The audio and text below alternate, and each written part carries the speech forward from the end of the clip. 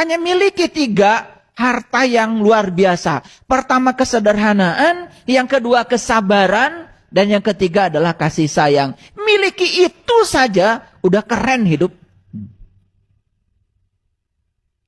Maka siapapun yang sudah sukses menerima dirinya sendiri, maka dia akan diterima oleh semesta. Ulangi.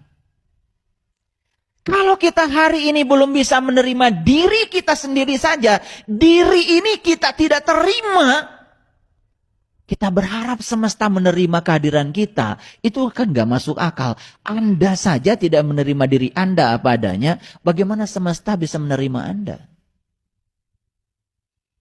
Jadi kalau kita ingin dihormati oleh semesta, hormati dirimu. Karena siapa yang berhasil menghormati dirinya dan menerima dirinya apa adanya, maka dia akan dihormati oleh semesta.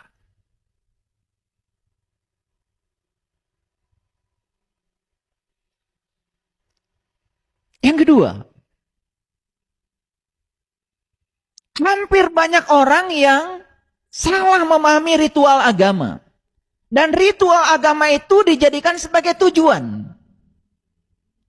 Tidak sedikit kan orang yang hitung pahala setiap hari ketika dia melaksanakan ritual agama.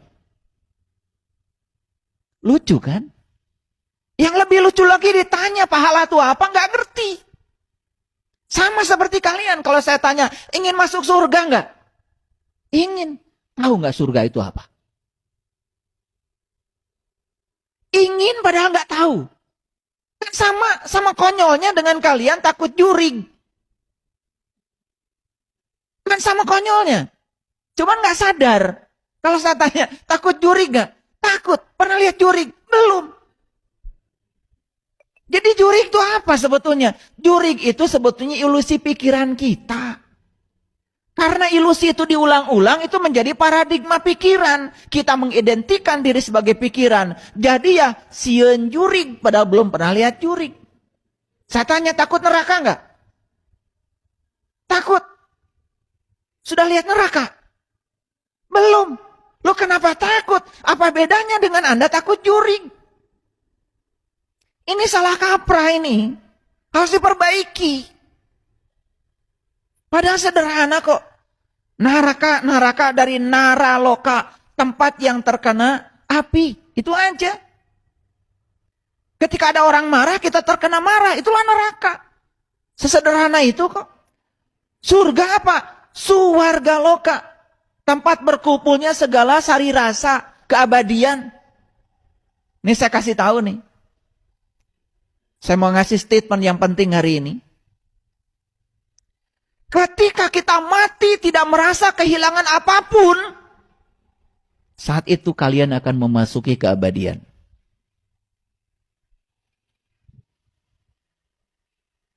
Saat kita mati tidak merasa kehilangan apapun, saat itu kita akan memasuki keabadian.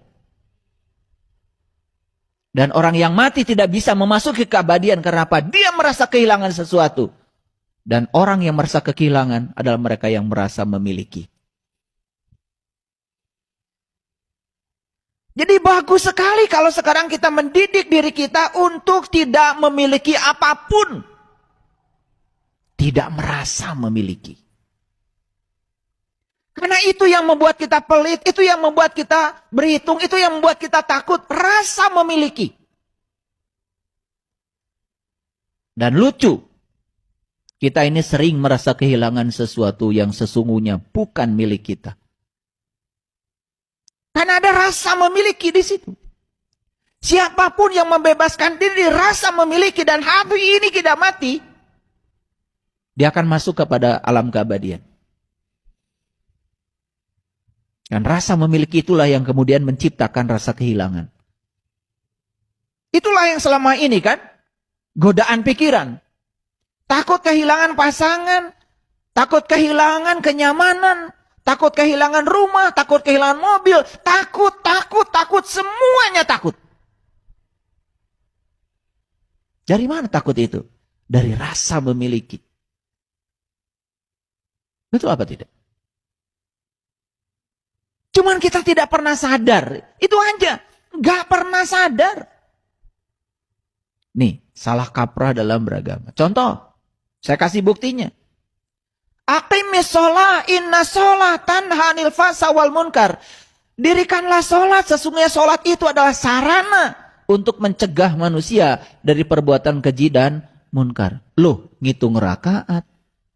Loh, ngitung pahala. Loh, merasa paling soleh. Loh, merasa orang lain yang gak sholat salah. Loh, mulai ngomongin orang lain yang tidak seperti dia. Kan aneh. Harusnya kalau dia sadar dan tidak salah kaprah, dia bertanya, saya sudah sholat, tetapi saya masih melakukan perbuatan-perbuatan keji, munkar. Ada apa dengan sholat saya? Kan itu. Bukan ngitung pahala, ngitung rakaat. Itu kan sebetulnya. Makanya di dalam kitabnya Ibnu Atho ya, kitabnya Al-Hikam dikatakan, jika kamu ingin tahu sholatmu diterima atau tidak oleh Allah, tidak usah tanya Allah. Tanya saja perubahan apa yang terjadi setelah Anda sholat. Kan itu harusnya yang harus menjadi pikiran kita.